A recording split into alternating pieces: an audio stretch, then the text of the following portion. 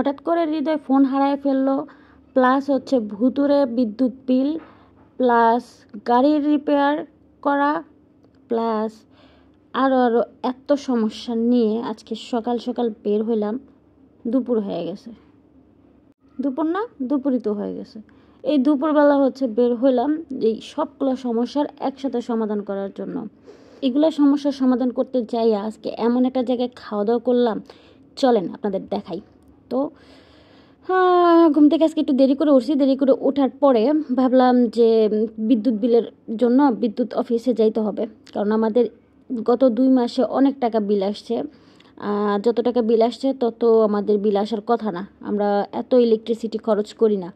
তো বিষয়টা একটু আমাদের কাছে সন্দেহ লাগার কারণে আমরা ভাবতেছিলাম যে বিদ্যুৎ অফিসে যাব, সেখানে গিয়ে তাদের সাথে একটু কথা বলবো যে কেন এত অতিরিক্ত বিল আসতেছে।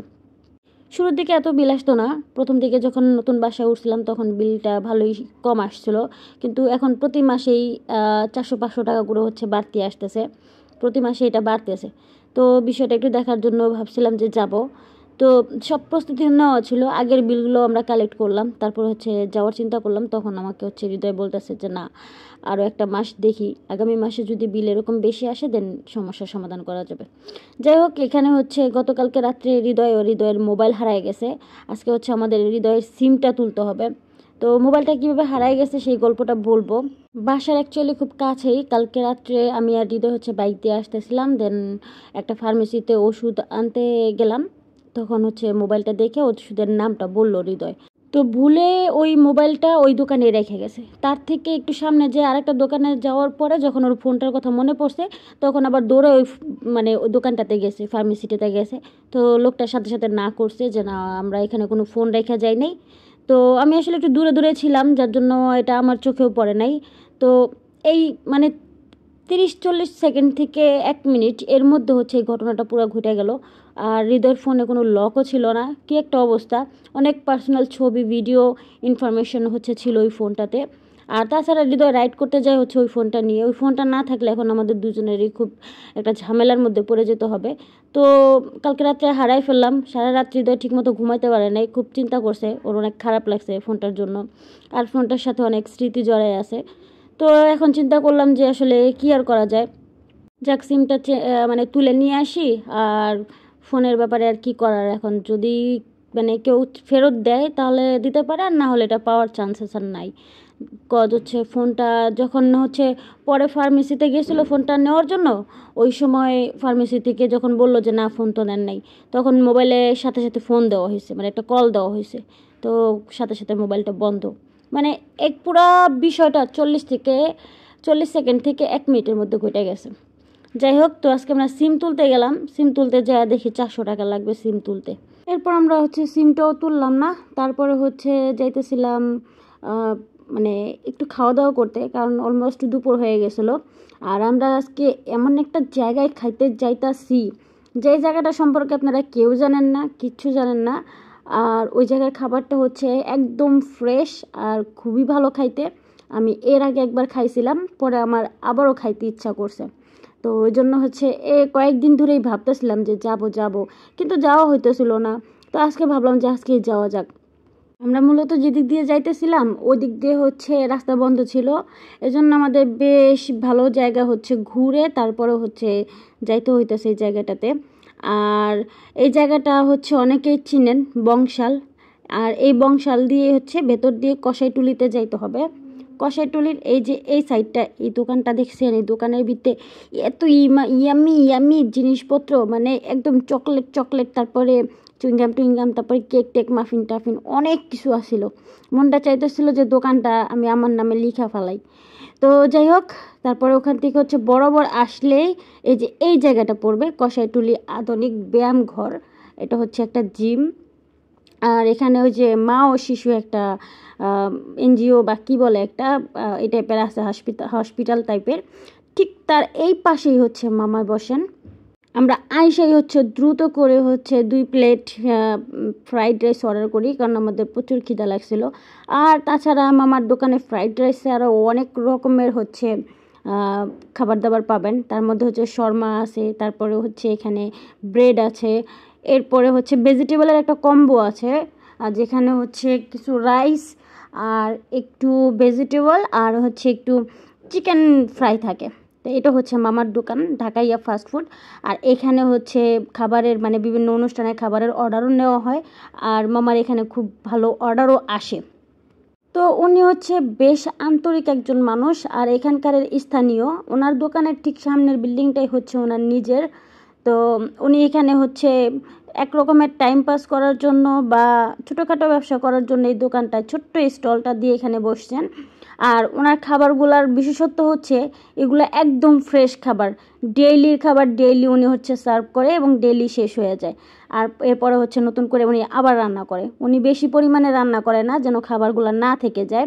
আর এইখানে হচ্ছে স্থানীয় লোকজন যারা আছে তারাই মূলত খাইতে আসে, আর দূর দূরান্ত থেকে তেমন কোনো লোক আসে না। তবে আমি একবার খাইয়ে হচ্ছে এই দোকানের ফ্যান হয়ে গেছি। দেন হচ্ছে আমি এখানে যে এর নেক্সট টাইম আমার আর কি খাওয়ার একটা ক্রেভিং হয়েছে। তো ওনাদের যে এখানে যে চিকেনটা দেয়, চিকেন ফ্রাইটা অন্যান্য জায়গায় তো হচ্ছে কর্নফ্লাওয়ার দিয়ে ভাজে, আর এই মামাকে দেখছি হচ্ছে শুধু ডিমের প্রলেপ দিয়ে হচ্ছে চিকেন ফ্রাই করছে। এইটা আসলে খুব মজা ছিল। প্লাস হচ্ছে ওনার খাবারগুলো খুব হেলদি এবং স্বাস্থ্যকর।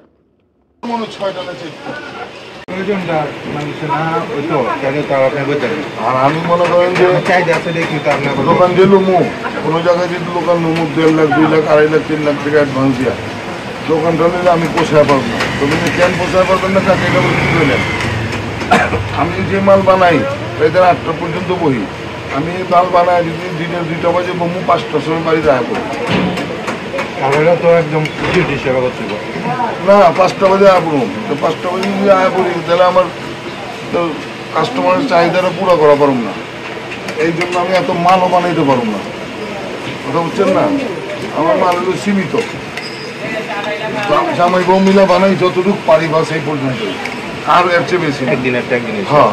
যদি পাবেন আমার 1 কেজি আলু বাড়া নেবেন, এই চপ তো শেষ হয়ে যায় আপনার 2টা বাজে 3টা বাজে। একটা কথা দেয় বাবা, আমি 1 পা আলুও বানাবো না।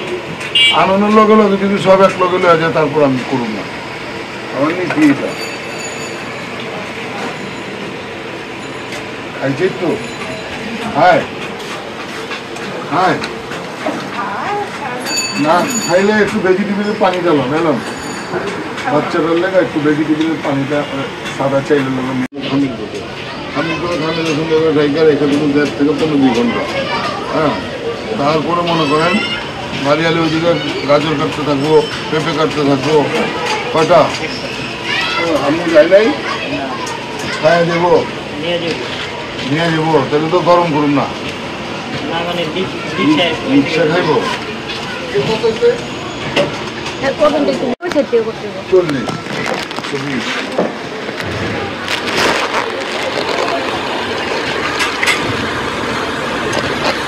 একটা পার্সেল দিয়ে দেবো।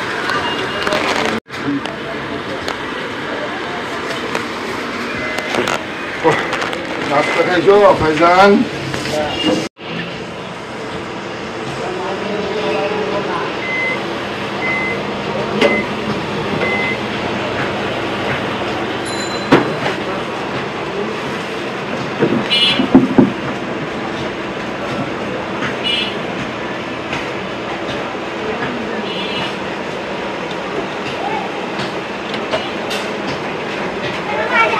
বেটা পড়ছে না, 2টার পরে 3টায় বলে যাইব। কি পড়ালেখা হইব তখন?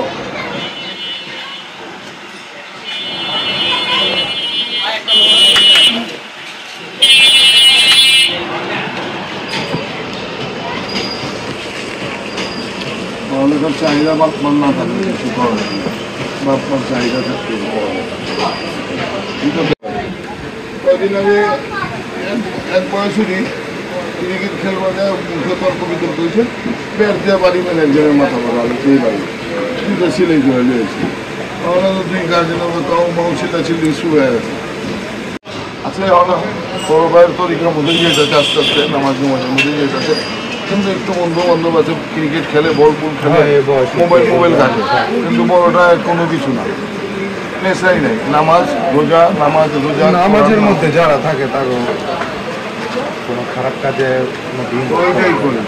আমিও তো আমি আমার বড় ছেলে ম্যাট্রিক পরীক্ষার পরেও আমি মারছি সবার সামনে, একটা করে খালি বড় করে ল্যাংটা করি, 2টা মুভি তার দিয়ে বাড়িয়েছি দোকান থেকে শাসন করছে আজকে এইভাবে আমরা ছোটকালে বহুত মাইর খেয়েছি শাসন করছে দেখে আজকে এখন তো স্কুলে মাদ্রাসায় হুজুর সাদা মারলে গার্জিয়ান যায় মাস্টার যায় আর আগে কইতো যে আর দিয়ে আমার বুঝতো আপনার এখন এমনকার হুজুররা আবার অ্যাক্সেস ফেসবুকে দেখি না কয়েকটা দেখলাম মারতেই থাকে একদম গরুর মতন পিটাই থাকে এরকমও ঘটনা আছে মারার পরে মনে করেন হসপিটালে ভর্তি তো এত এটা তো আবার বেশি আমরাও কিন্তু মক্তবে গেছি পড়তে আরবি পড়তে গেছি বাংলা তো স্কুলে এটা আলাদাই সকালবেলা ঘুমির উঠেই তো প্রথম মক্তবে পাঠাইছে ছোটবেলা পয়লা কায়দা লিয়ে গেলাম কায়দা পড়তাম পরে আমপাড়া দিল আমপাড়া পড়লাম পরে কোরআন শরীফ পড়লাম হ্যাঁ পড়তে পড়তে তো বড় হয়েছি ছোট তো আবার বড় হয়েছি না একটু ইয়া করলে শয়তানি করলে ইয়া করলে হাত পতো দুটো বাড়ি দিচ্ছে টাচ করে হাত লাল হয়ে গেছে তো এখনকার হুজুরটা যে আবার একদম মানে না গরু ছাগলের মতন মারতে থাকে এগুলো আবার ভালো না এগুলো আবার অ্যাক্সেস হয়ে গেছে ফাইনালি হচ্ছে খাওয়া দাওয়া শেষ আর মামার এই খাবারগুলো একদমই রিজনেবল প্রাইস ছিল হাসবা না একদম আমার বলতে দাও আচ্ছা রিজনেবল প্রাইস ছিল কত ছিল ফ্রাইড রাইস ছিল 80 টাকা সাথে হইতাছে একটা ফ্রাই চিকেন আর হইতাছে ভেজিটেবল এইটা তো পুরোটা একটা প্যাকেজ এটার দাম ছিল 80 টাকা 80 টাকা আর শর্মাটা ছিল আর হচ্ছে শর্মাটা ছিল 40 টাকা 40 টাকা তো আমাদের যেহেতু দুইটা ফ্রাইড রাইস ছিল তার মানে হচ্ছে 80 160 টাকা আর হচ্ছে ফ্রাইড কি বলটা শর্মাটা ছিল হচ্ছে 40 টাকা তো আমাদের 200 টাকার মধ্যে হচ্ছে ভরপেট খাওয়া দাওয়া করছি আমরা আর একদমই ঘরের খাবারের মতো মনে হয়েছে আর এই কষাইটুলের এই মামার ঢাকাইয়া দোকান এই দোকানে যারা যারা যাবেন অবশ্যই গিয়ে ফ্রাইড রাইসটা মাস্ট টেস্ট করবেন তাছাড়াও প্রত্যেকটা জিনিস একদম ঘরোয়া খাবারের মতো খাবারটা হচ্ছে টেস্টি অনেক আর সবচেয়ে বড় কথা হচ্ছে যে এই খাবারগুলোর মধ্যে এক্সট্রা কোনো মশলা বা টেস্টি সল্ট এগুলো ইউজ করে না বাসায় রান্না করে খাইলে যেরকম লাগবে তেমনই আর কোয়ান্টিটিটাও ছিল বেশ ভালো যাই হোক এরপরে হচ্ছে আমরা ইয়ামাহার এটা কি শোরুম এটা হইতাছে হ্যাঁ এটা ওরা মানে ইয়ামাহা অ্যাকসেসরিজ অ্যাকসেসরিজ বিক্রি করে ইয়ামাহা আচ্ছা তো আমরা হচ্ছে বংশালের ইয়ামাহা অ্যাকসেসরিজ শোরুমের মধ্যে আসলাম আসার পর হচ্ছে হৃদয়ের বাইকটা রিপেয়ার করতে হবে রিপেয়ার না এটা রিপেয়ার তো বলে তো রিপেয়ার করতে হবে এখান থেকে বেশ অনেকগুলো জিনিস হচ্ছে ওর বাইকের জন্য নেওয়া হলো এগুলোর নাম তো আমি বলতে পারি না তুমি একটু বলো এখানে আছে ফর্ক অয়েল সিল তারপরে হইতাছে ফর্ক অয়েল তারপরে ক্লাস কেবল তারপরে পিছনের ব্রেক প্যাড এই তো মোটামুটি প্রায় 3200 প্লাস টাকা হচ্ছে এখানে বিল হইলো তো এগুলো কিনে হচ্ছে এখন আমরা হচ্ছে আমাদের মানে হৃদয়ের হাতের হ্যান্ড গ্লাভস দরকার তো গ্লাভস দেখতে গেলাম এই গ্লাভসটা আমার খুব ভালো লাগছিলো কিন্তু এটার কোয়ালিটি তো ভালো না হওয়াতে হৃদয় আর কি গ্লাভসটা নেয় নাই তো আমার এত ভালো লাগছিলো যে আমার মন চাইতেছিলো যে আমি বলি যে আমারই কিনা দাও আমার কাছে এটা এত ভালো লাগছে কিন্তু কোয়ালিটির জন্য হচ্ছে হয়তো নেয় নাই কিন্তু আমার মনটা বলতেছে ঘুরা ফিরা যায় পরে এটাই কিনা নিয়ে আইব না তোমার পছন্দ হয়েছে এখন যাও এটাই কিনবো আজকে কিনে নেই এটা যা পরে কিনবে যাই হোক এটা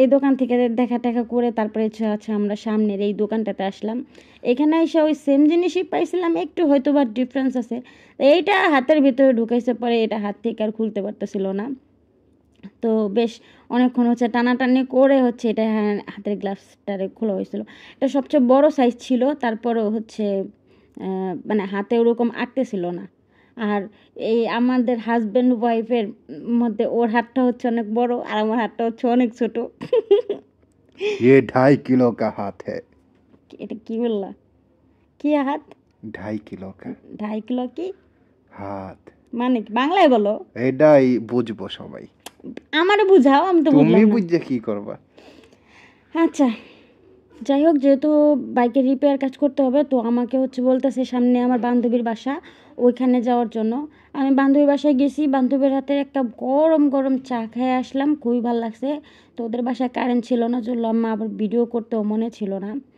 তো যাই হোক এখানে চলে আসলাম বাসায় যাওয়ার উদ্দেশ্যে আর এই জায়গাটার মধ্যে কোন বাসে না কোন গাড়িতে জানি আয়ুব বাচ্চার একটা আয়ুব না জেমস আয় বাচ্চা আয়ুব বাচ্চার একটা গান বাজতেছিল যাই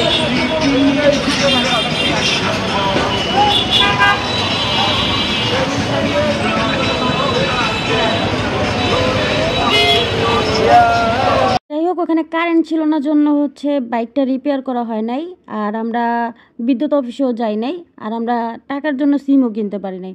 মানে আজকে সারাদিন বৃথা, শুধু লাভ হয়েছে ওই মামার দোকানের ফ্রাইড রাইসটা।